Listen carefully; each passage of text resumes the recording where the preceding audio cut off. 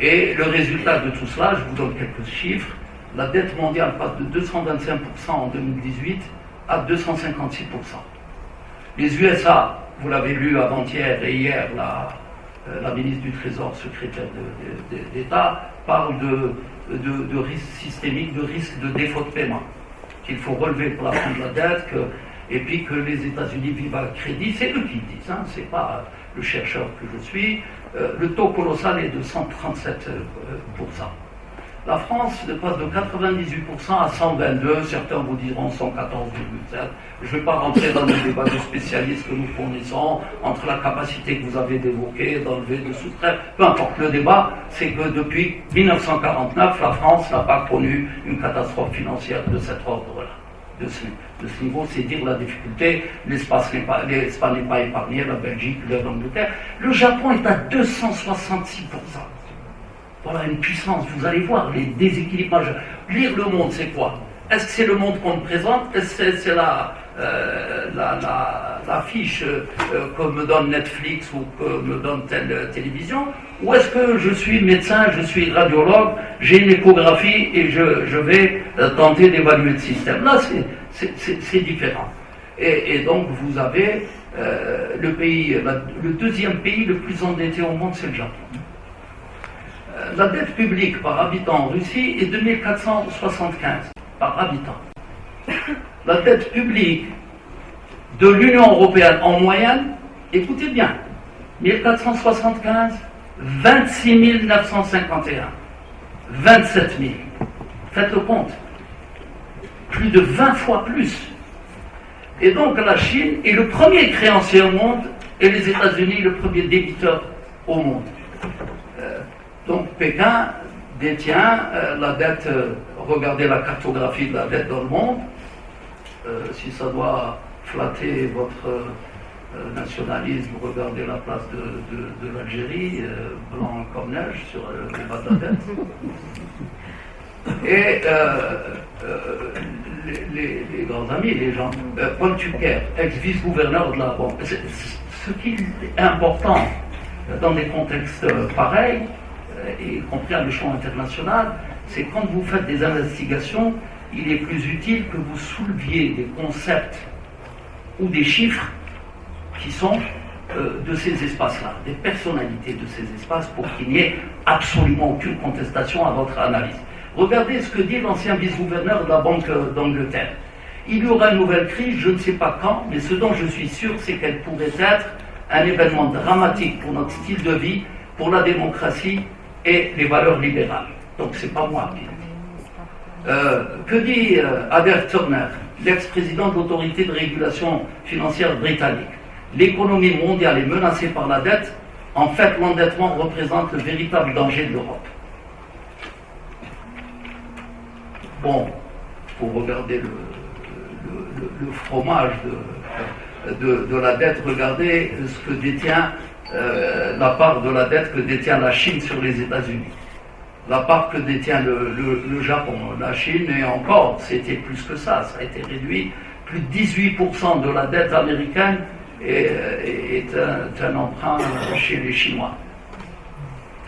Ajoutez à ces questions principales, vous avez des graves crises démographiques. Le plus faible taux de fécondité au monde, quasiment, est en Europe. Le seuil de remplacement n'est plus assuré. Et les grands spécialistes parlent d'une situation suicidaire. Pour vous donner une idée, en 60 ans, de 1950 à 2010, l'Europe plus la Russie avait un poids dans la population mondiale 2 fois plus. Ils passent de 22% à 10% de la population mondiale. Le Japon, le déclin est encore plus prononcé. Et le deuxième pourcentage au monde, il est de 1,3, c'est-à-dire très en dessous du seuil de renouvellement, le plus important depuis 1950. Et le deuxième au monde pour les plus de 65 ans. L'Afrique, si ça vous intéresse, est à 4,18%. c'est-à-dire المرأة الإفريقية دير 4 أولاد ولا 5 المرأة اليابانية والمرأة الأوروبية دير 1 ودراع ورجل. Alors, regardez la population de plus de 60 ans, en 2050, ce que cela va donner. Cela veut dire que ces pays, cet espace, cette économie dite puissante, cette économie dite système monde, cette économie qui a des valeurs démocratiques, financières et autres, est aussi menacée par l'âge.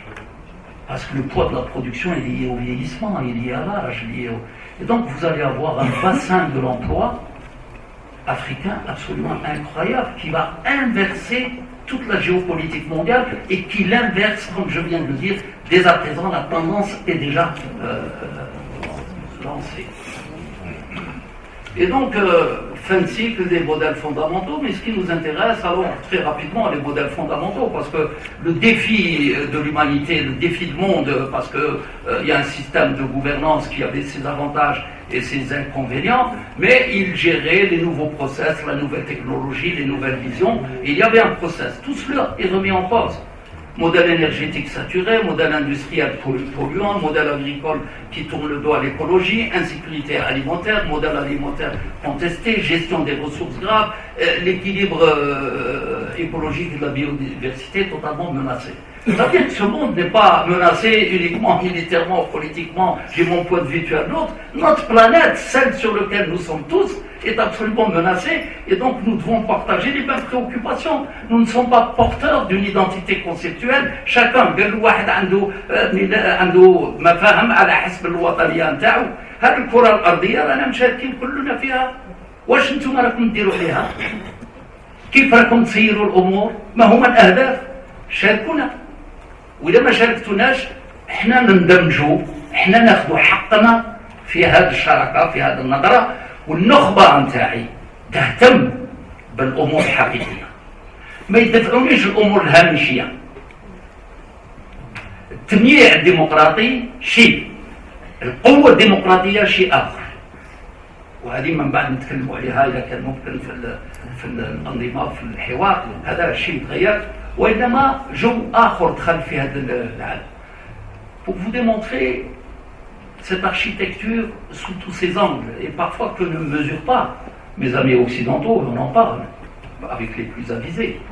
On a dit porteur financier, une vision de gouvernance, vision militaire, vision juridique. Et même la philosophie ancrée chez la citoyenneté et chez les grands, tenant d'une philosophie utilitariste. قال طيح بهم اعطيني الحبات جيب لي الصح. هذا هو الافكار. ميدان فلسفه نظام حوكمه مبنيه على المردوديه وعلى الفعاليه. مرسخين في رصان الناس باللي اللي يمشي الامر العام هو الفعاليه الماليه. انتم راكم فاهمين. Et donc, la doctrine utilitariste, individualiste, le transhumanisme de l'Occident, véritable système philosophique, économique, bouleverse les rapports à la religion, les cassures sociétales, le rôle de la famille, le problème du genre, les autres problèmes se posent dans le fond, dans des grandes tensions à l'intérieur de ce tissu social. Les abysses sont totalement, les dissensions sont de plus en plus importantes sur qu'est-ce que la famille, qu'est-ce que la société, qu'est-ce que le bonheur, qu'est-ce que notre vision. Et nous sommes concernés, parce que ces systèmes font du prosélytisme, et ils exportent. Vous voulez entrer, voilà les conditions. Alors, pour rire et nous amuser avec la salle. À l'époque, souvenez-vous, la polémique, c'était la polygamie. Remarquez qu'on n'en parle plus. Comme la polygamie, de fait, est devenue un débat public dans un certain nombre de pays, un président qui a une première compagne, puis qui prend son scooter pour la deuxième, puis il récupère la troisième, on l'appelle chez les scientifiques polygamie. Puisqu'ils ont cohabité en commun, qu'il y avait des liens juridiques, puis cet espace juridique, lui, la compagne, et jouit et bénéficie quasiment du même statut que l'élément marital. Du coup, il n'est plus un élément de polémique. Mais ça, c'est autre chose. Donc, alors, le primat du salut terrestre se substitue progressivement à la projection de l'au-delà. Mais je قال من بعد قال يوم القيامة ما فيش يوم القيامة هما بالنسبة لهم قال ضرب حين اليوم وقتني غدوة. Bon, incertitude sociale. Alors, que dit Frank Knight, qui est un très grand économiste? C'est l'incertitude radicale sur fond de crise religieuse.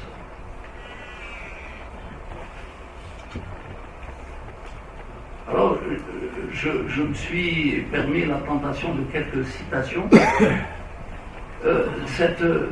Cette dynamique a finalement impulsé tout un modèle socio-culturel nouveau, entièrement nouveau, parce que 70 ans, on vous fait croire que c'est universel, c'est 70 ans, 60 ans, et encore avec des phases d'étape de 30 ans, puis la belle période, et puis après les autres.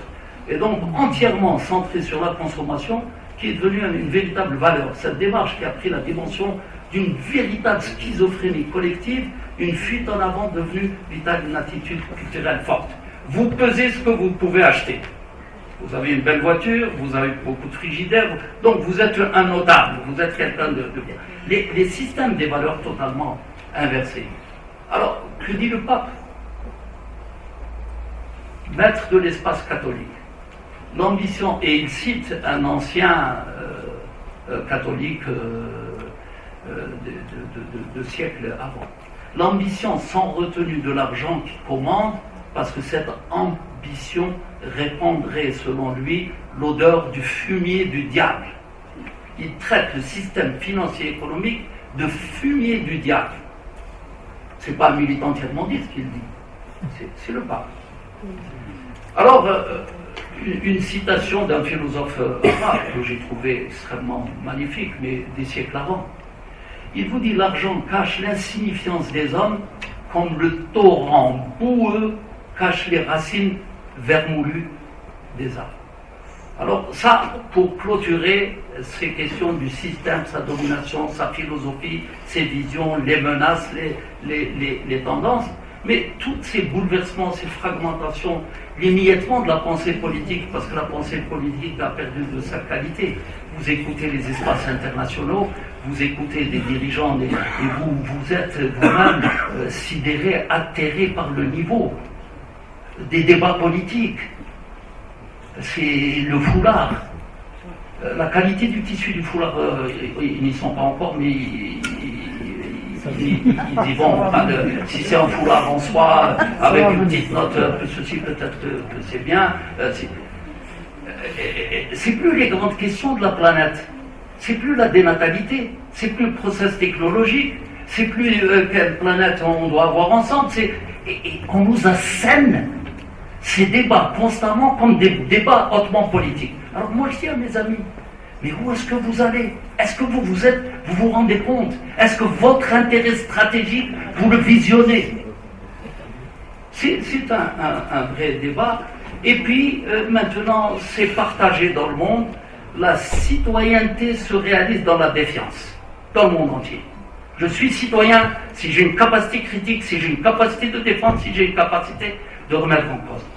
Mais en même temps, le débat, c'est comment hiérarchiser mes priorités, comment faire face, et on va voir assez rapidement, un monde de confrontation. Alors j'ai bien aimé cette situation, cette citation d'un philosophe roumain, appelé Cioran, qui vous dit: une civilisation débute par le mythe et finit par le doute. Et j'ai le sentiment qu'on est dans cela.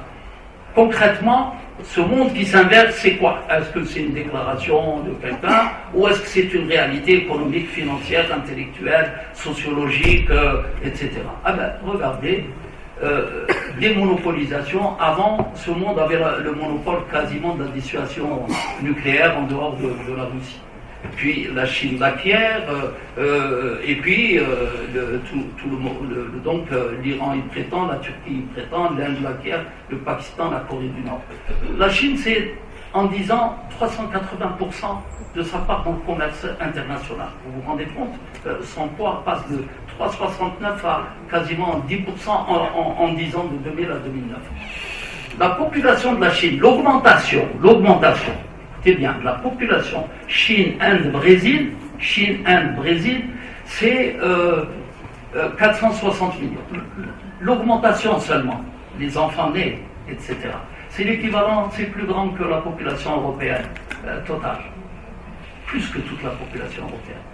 Alors, les seules exportations de la Chine sont supérieures au PIB de l'Angleterre et de la Grande-Bretagne. La Chine devient le 5e producteur des brevets. Les réserves Russie plus Brésil équivalent à toute la zone euro. Ce monde qui se renverse, c'est quoi concrètement? Et ça, des informations objectives des institutions multilatérales et des grandes banques occidentales. À PwC, Pascal Ansart vous dit le centre de gravité de l'économie mondiale devrait continuer à s'éloigner des pays matures pour s'orienter vers les économies émergentes en Asie et ailleurs.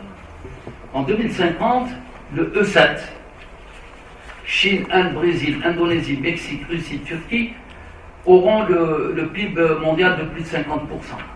Le G7, celui que je décrivais tout à l'heure, va chuter de 20%. Regardez le tableau à côté. La Chine, en ce moment, PPA, est une économie avant les États-Unis. Le troisième, c'est déjà l'Inde. L'Angleterre et la France tombent à la 9e et à la 10e. Et en 2050, ça va être encore plus. Qui vient? Les BRICS. Ils organisent, ils structurent la contestation, il n'y a pas que, mais voilà les BRICS. Vous les avez en rouge face à la triade, face à l'espace dominant remis en cause. C'est le débat dans lequel nous sommes maintenant. Les BRICS, qui sont-ils? Vous le connaissez tous, Brésil, Russie, Inde et tout, 42% de la population mondiale, 3 milliards d'individus. Quand le pays de l'OTAN, c'est 14% face à 42%, 3 milliards face à 992 millions, pour que vous situez les enjeux et l'attente. La prospective, c'est des concepts totalement, des instruments différents pour savoir comment les chocs vont s'organiser, vont-ils se faire, autour de quels axes. Et donc, 25% des territoires immergés, plus de 22%, 4 des 12 premières puissances sont déjà dans les BRICS.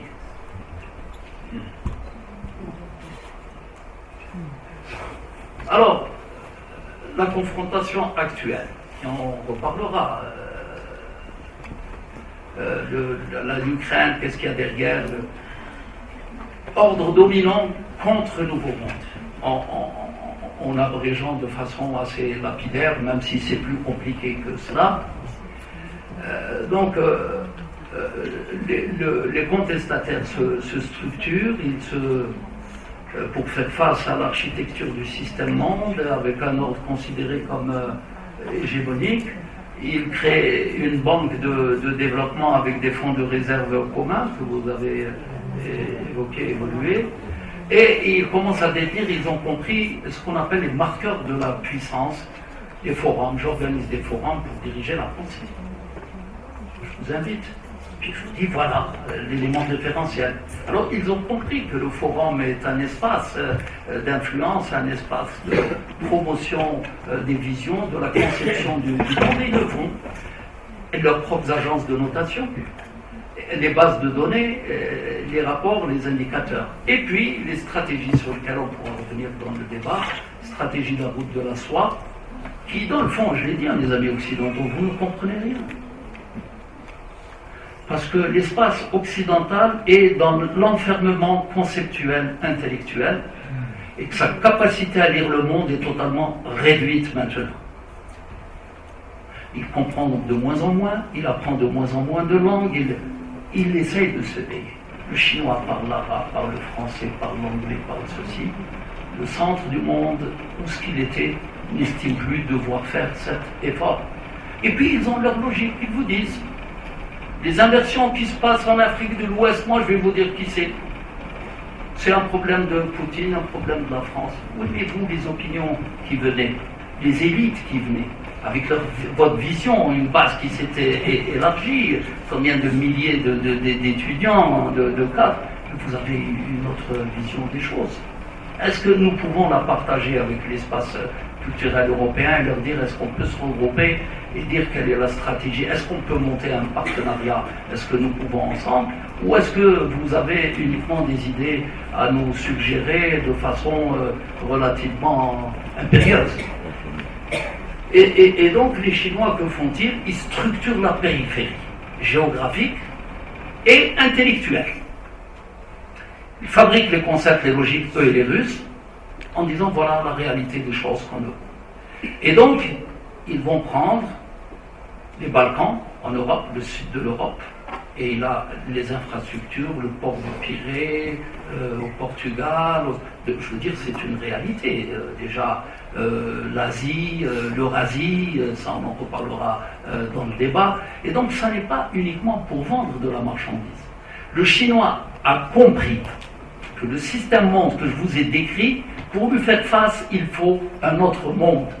Que la seule puissance chinoise ne pourra pas détricoter tout cela. Que la seule puissance russe ne pourra pas détricoter tout cela. Donc il faut un monde, une croyance partagée qui remette en cause le monde dominant. Que les populations d'Afrique de l'Ouest, que les populations maghrébines, que les populations du sud de l'Europe, que les contestataires dans les élites occidentales, que tout ce monde-là dise ce monde n'est plus notre bonheur. Que l'on soit dans la hiérarchie inférieure ou dans la hiérarchie supérieure, nous avons en commun ce projet, cette vision, etc. Alors, les stratégies de confrontation. Alors, je m'excuse, le gros problème du chercheur, c'est que parfois c'est une capacité de conviction, donc une démonstration. Si vous affirmez quelque chose, il faut le démontrer. Et assez souvent, ce type de gymnastique que nous sommes en train de faire se fait en groupe de chercheurs uniquement. Donc ils peuvent faire des séances de travail de 2 heures, 3 heures, ça ne gêne pas. Alors ce qui est gênant, c'est quand maintenant j'oblige un peu l'assistance, ou elle m'oblige à être démonstrative, donc à prendre du temps. Mais votre calvaire va s'arrêter, je ne vais pas trop tarder. Donc les USA, en ce moment, l'ère Trump, derrière le personnage qui est décrit, qui est dénoncé, il y a des questions de fond. C'est la remise en cause de la globalisation telle qu'elle était menée par les systèmes de gouvernance avant lui. Plus d'accord. Il vous dit les États-Unis forts dehors et faibles dedans, ça ne marche pas. Notre avenir est menacé. Le Middle West est menacé du point de vue de l'emploi, du point de vue de la désindustrialisation. Pendant que vous fabriquez des voitures au Mexique, vous fabriquez... Je ne suis plus d'accord. La City qui gère propose des idées du tout numérique, de la grande spéculation financière qui nous a menés au subprime, qui nous mène aux crises. On n'est pas d'accord. Le personnage, qui a bien sûr une partie de fantaisiste, mais le courant politique, lui, a d'autres affirmations. Et donc, ce que l'on appelle le pouvoir des territoires. Les territoires se réveillent et disent, moi j'ai besoin d'emploi, j'ai besoin de ceci, j'ai besoin d'un projet, j'ai besoin... Et puis, j'ai besoin qu'on me consulte sur l'avenir de ma relation à la religion. J'ai besoin qu'on ne décide pas pour moi, pour mes costumes, pour... un jour, un ambassadeur, celui du Japon, qui était un ami avec moi, on discutait, il me dit, dis-moi, Mohamed, est-ce que chez toi aussi, la population masculine se féminise?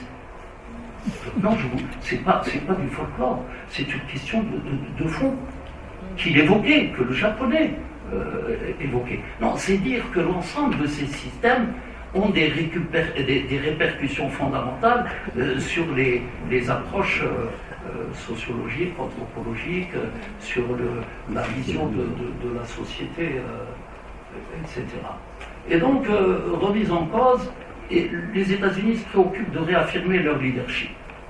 Vision Trump, vision Biden, mais sur le fond, ils ne sont pas en désaccord en dehors d'un ensemble d'actions. Relations bilatérales plus importantes que multilatérales, ça, M. le consul excusera Trump, mais il estimait que ses partenaires européens n'en faisaient pas suffisamment. C'était les Marines qui partaient à l'Afghanistan et que les Européens, lui, récupéraient le bénéfice du système mondial parrainé par les Américains, que financièrement, ils ne mettaient pas leur rebond à l'OTAN, Et donc le partenariat multilatéral n'était plus efficace et qu'il fallait revenir à l'unilatéral. Ça aussi c'est une question pour les spécialistes. Et l'objectif, c'est de contenir le monde émergent. Éroder les capacités des BRICS, notamment la Chine, à monter, la gêner, la Russie et les émergents en général, à travers des sanctions, à travers des guerres commerciales, et surtout veiller au repositionnement. Imaginez que le Brésil est passé de Bolsonaro, ou la Bolsonaro, ou la Bossa Nova, je ne sais plus quel type de danse c'est du point de vue politique, à Lula. Lula qui a subi les politiques de sanctions, de ce qu'on appelle la judiciarisation des pressions. Voilà, quelqu'un qui était accusé de tout et qui redevient président, et donc le débat sur son poids à l'intérieur des BRICS se repose alors que la sphère brésilienne revenait dans la sphère américaine. Souvent les gens se posent la question sur la Turquie, sur l'Arabie Saoudite, sa relation avec la Chine, et donc ce monde-là n'est pas un monde figé. Vous avez des positionnements, des repositionnements. Le Japon, avant la Seconde Guerre mondiale, était l'ennemi juré, puis maintenant il est l'allié indéfectible. Il n'est pas dit que demain il continuera à l'être. Ce que je veux vous faire comprendre, et faire comprendre à un certain nombre d'amis, que le monde n'est pas un élément figé, c'est un monde qui bouge. Et donc, l'objectif aussi, et ça c'est important, assurer la nouvelle prééminence par la technoscience, techno du futur, et les technos numériques.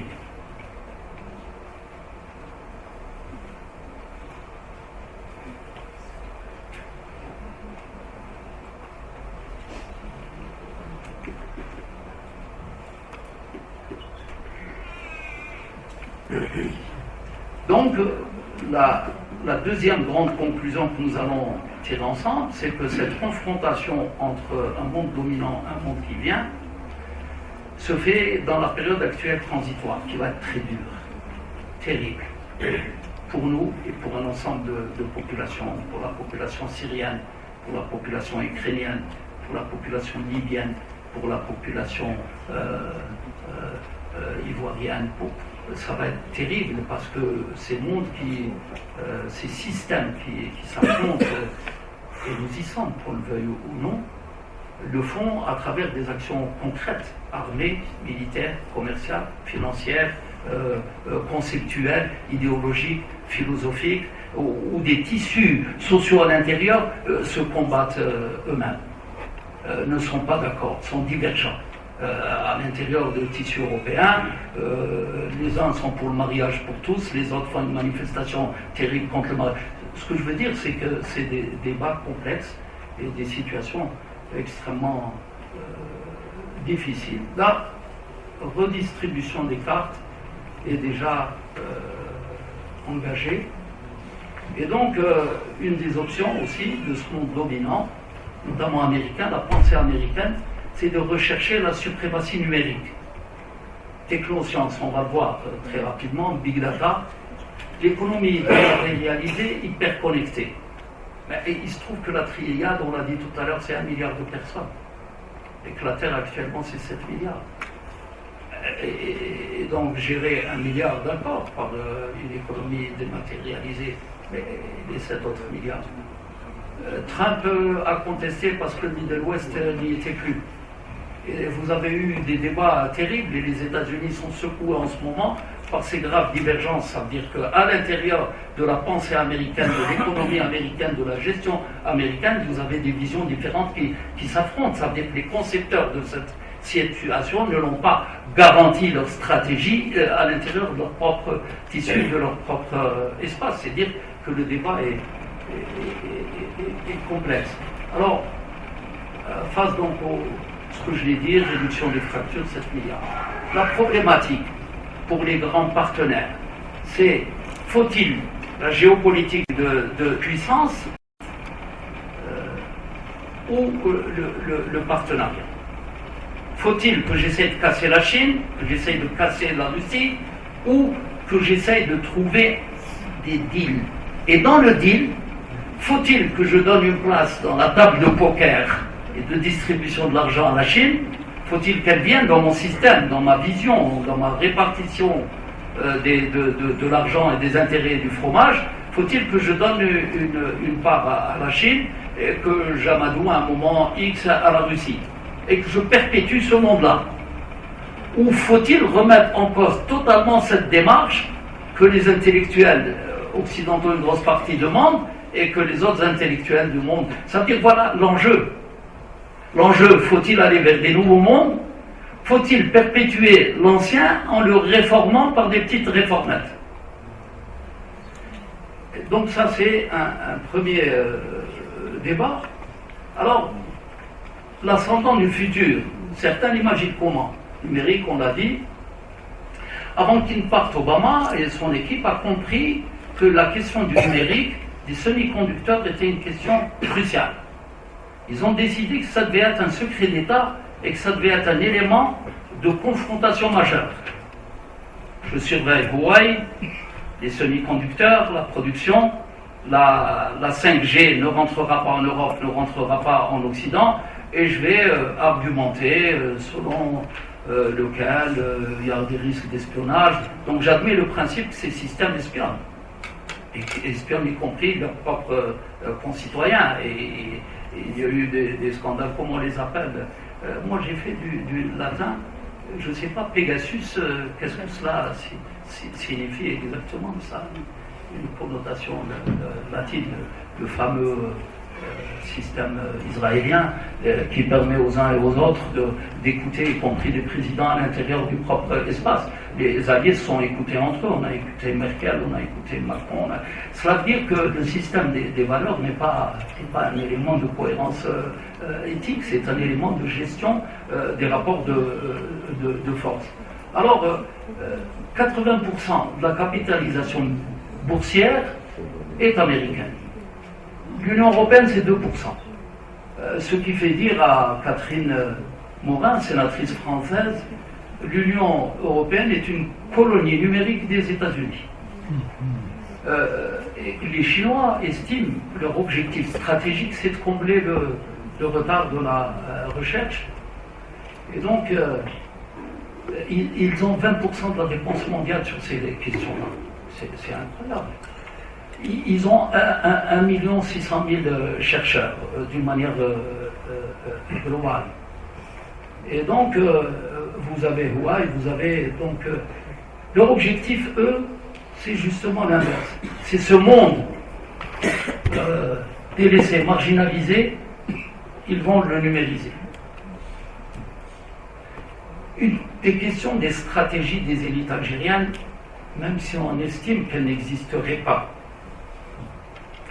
Mettre une ligne de fibre optique vers l'Afrique profonde est une question centrale, majeure, fondamentale.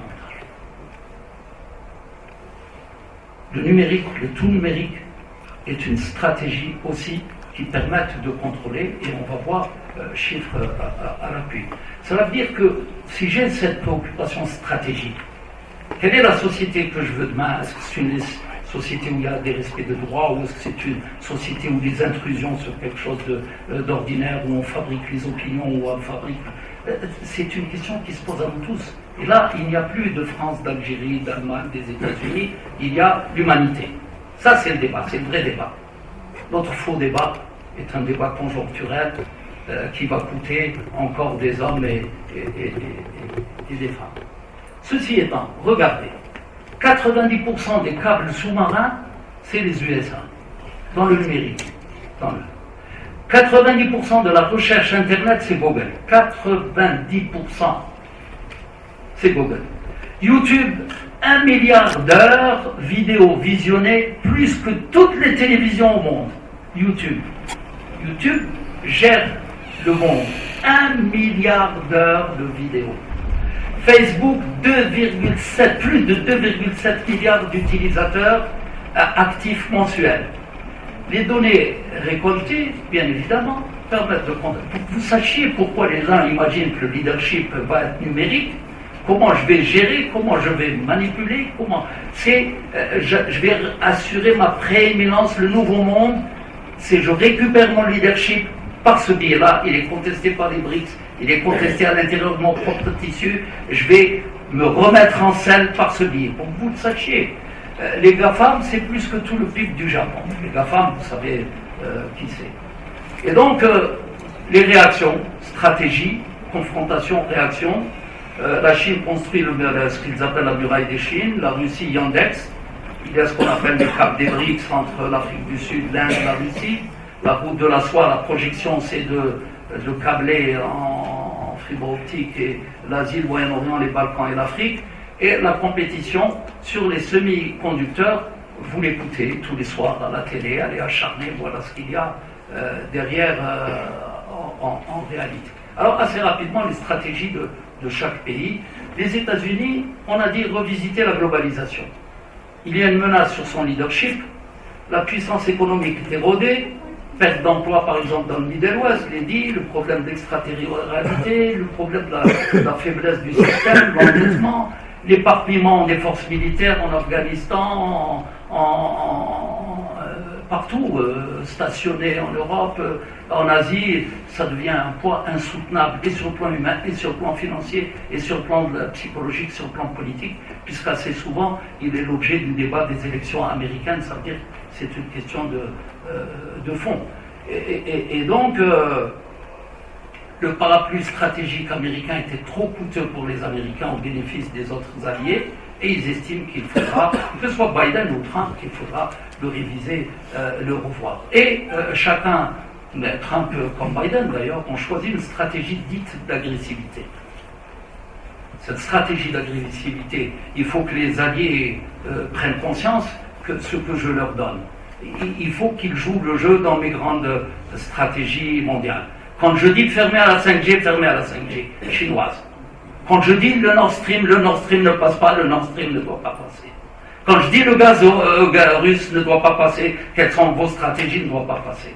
Et donc ça traduit chez les géopoliticiens le fait qu'il y a une reprise en main à l'intérieur de système, cette cohérence, où le leader, le manager global, dicte et exige de ses alliés de s'aligner. 2% du PIB sur les dépenses militaires. Tant de chars sur la crise de l'Ukraine, tant de ceci, tant de cela. Et ils ont donc choisi la vassalisation que j'ai appelée des alliés, remettre au pas notamment l'Union européenne de façon brutale, apparente et de façon plus discrète, plus de Biden, plus ceci, mais sur l'essentiel stratégique, la question est la même. Ramener l'Amérique latine au giron US. Donc dès maintenant, attendez-vous l'acrobatie que va devoir faire Lula, l'Argentine et autres pour rester dans l'aspiration des nouveaux mondes. Il est intéressant d'observer comment est-ce qu'elle va se faire. Pour le moment, les Américains occupés par d'autres théâtres d'opération ne disent apparemment rien. Je suppose que durant une période transitoire, ils vont passer le compromis en attendant de voir comment s'organisent ces pays, se projettent, est-ce qu'ils menacent dans leur nouvelle vision les intérêts stratégiques des Américains ou pas. En attendant que je m'occupe de la mer de Chine, en attendant que je m'occupe des autres, j'ai le temps de revoir en Amérique latine, donc enregistrer que si le système de ces pays évolue contrairement aux intérêts américains, vous allez avoir ce qu'ont fait les Américains depuis très longtemps avec, sur le Chili, etc. Alors, affaiblir l'adversaire que sont les BRICS, et puis un intérêt pour l'Afrique. L'Afrique, pour beaucoup, était en partie ce qu'est la Chine des années 50. Tous ces pays pauvres, empêtrés, on va y revenir assez rapide. Et donc la Russie, pour elle, c'est de redevenir la grande puissance qu'elle a pu être à la Seconde Guerre mondiale, pour peser sur le devenir du monde. Oui, j'ai tenté moins de 10 minutes. On me donne 10 minutes, ils sont généreux, parce que c'est vrai que... Et donc, par la capacité militaire, la Russie, par la dissuasion, par la modernisation de l'armement, et sur les spécialistes, sur les 10 dernières années, Poutine n'a pas arrêté de dire l'hypersonique, d'annoncer aux autres tenants, j'ai modernisé mon armement, attention, ma capacité de dissuasion est plus importante. Enfin, ça, c'est une stratégie étudiée depuis 10-15 ans choisie.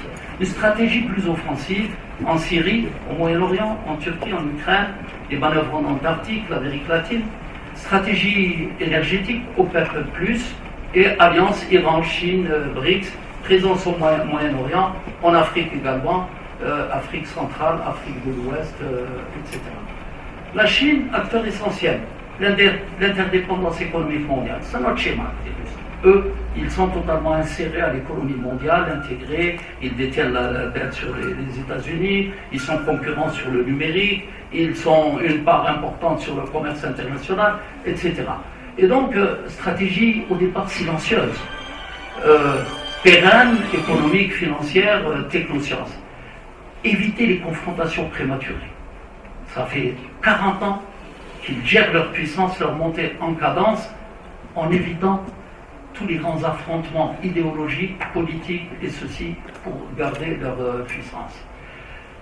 Et puis la stratégie immédiate, parce qu'il ne faut pas qu'ils entrent dans un conflit de façon prématurée avant qu'ils aient le poids. Ils ont une stratégie immédiate où ils sont plus agressifs, c'est sur la mer de Chine.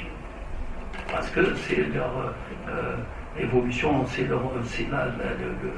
un enjeu vital pour faire face à la guerre commerciale et puis à long terme affronter le système monde, comme je l'ai dit, par le biais de la route de la soie.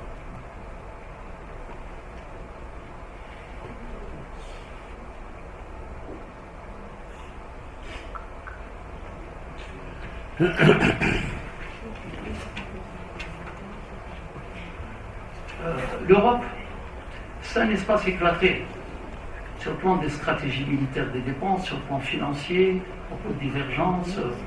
La Hongrie, la Pologne, un certain nombre de pays, notamment de l'Est, et les Américains sont assez contents de voir ces graves divergences, ne partagent pas toujours l'opinion de la gouvernance des pays d'Europe occidentale. À l'intérieur même de l'Europe occidentale, la relation entre la relation affichée et la relation essentielle sur les questions militaires, entre l'Allemagne, sur les questions monétaires, sur les questions, là aussi il y a de grosses divergences sur le rôle des marchés, sur la gestion du budget, sur le déficit, etc. Et donc, les interrogations sont là. Donc l'Europe n'est pas une puissance homogène, cohérente. C'est une puissance du point de vue agricole. C'est le premier producteur mondial d'agriculture, même si c'est le premier consommateur.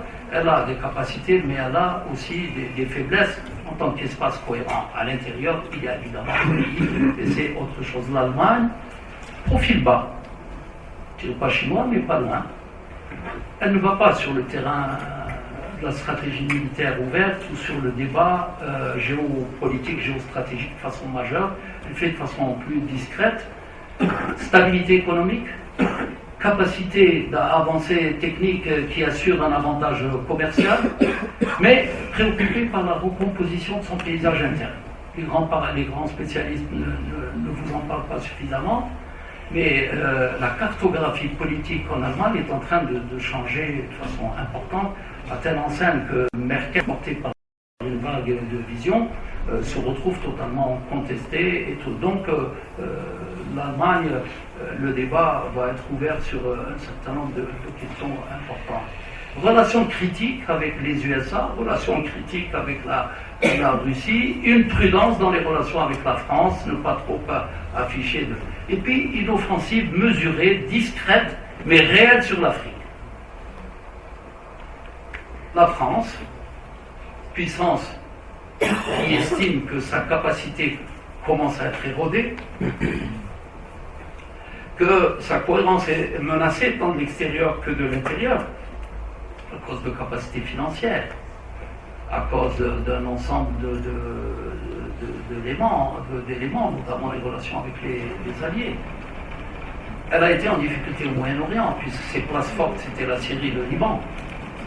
Le conflit syrien, dans la réalité de la lecture, a permis de chasser la France quasiment des marchés du Moyen-Orient de façon importante.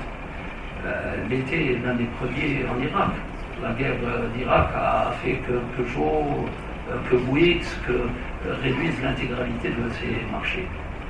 en Syrie, c'est la même chose. C'était son ancien espace colonial, donc mis en difficulté. Ça, je l'avais dit il y a déjà quelques années. Donc, ça n'est pas les problèmes actuels d'Afrique de l'Ouest qui me le font dire, parce qu'une partie de cet ouvrage, c'est quelques années déjà. Et je dis que les stratégies marocaines de la France en Afrique de l'Ouest notamment va être mise gravement en difficulté parce que c'est un manque de lecture et de projection stratégique sur la vision d'intérêt uniquement. Il n'y a pas d'émotion, il n'y a pas d'amour, il n'y a pas d'affection.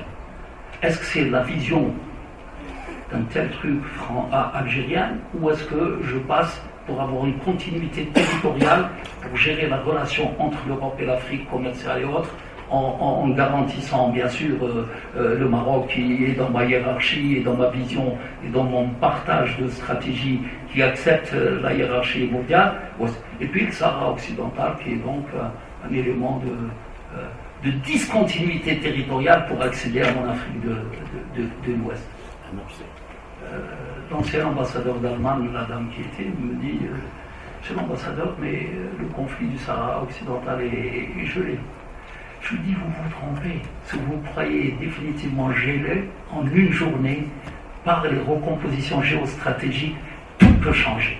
Donc si vous n'avez pas une pensée prospective pour votre pays, vous gérerez très mal l'avenir de l'Allemagne ou de la France. Et donc c'est ce qui se passe actuellement, des opinions sourdes ou déclarées au Mali, au Burkina Faso, en Côte d'Ivoire, etc. C'est pas uniquement ces manifestations qui doivent me gêner si moi j'étais français ou si j'étais.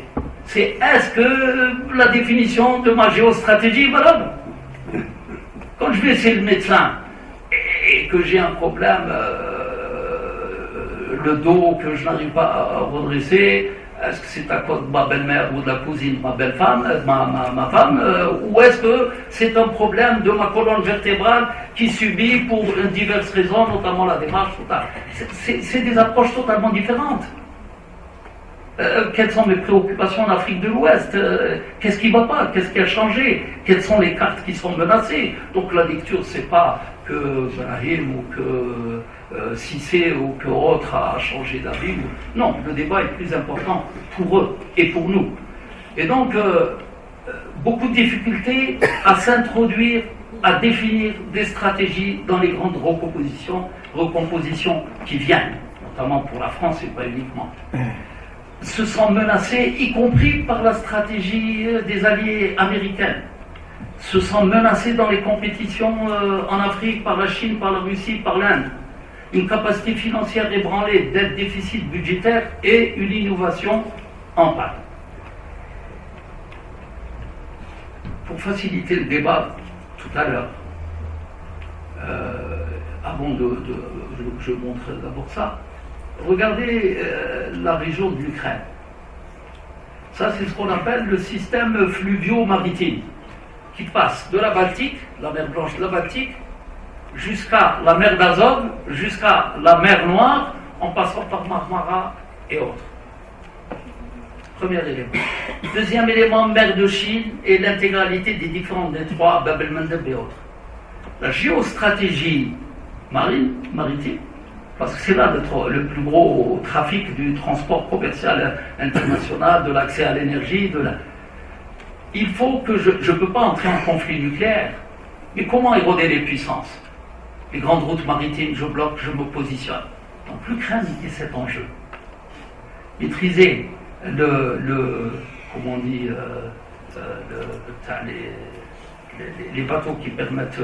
non, les bateaux qui permettent que les avions... les portables. La Crimée est un porte-avions. L'intégralité des autres débats, Odessa et autres, donc je ne sais pas trop si la population ukrainienne estime que c'est le prix à payer de confrontation de ce type-là. Mais regardez la cartographie. Vous regarderez là la Turquie, membre de l'OTAN, la Roumanie, membre de l'OTAN, l'Ukraine. Donc la Russie est encerclée, et si l'Ukraine est acquise dans cette partie-là, elle est totalement bloquée dans ses stratégies d'accès à la Méditerranée notamment, ou par le biais aussi de la mer de Chine. Alors je voudrais conclure par une que j'espère retrouver, sinon je vous restitue l'esprit. Abou Ala vous dit on croit que le monde est muet. Il nous sermonne, il nous interpelle, alors que le monde parle, nous interroge, et il est bien présent. Et on croit qu'il n'existe pas. Écologiquement, géostratégiquement, je suis la transhumanité. Et les grands tenants du transhumanisme sont quand même les grands de la Silicon Valley. C'est pas un hasard. Vous savez tout ce qu'est le transhumanisme, c'est que l'homme a atteint l'infini. Il n'est pas loin de Dieu. Il le remplace. Il a une capacité technologique, il a une capacité scientifique, il est le nouveau.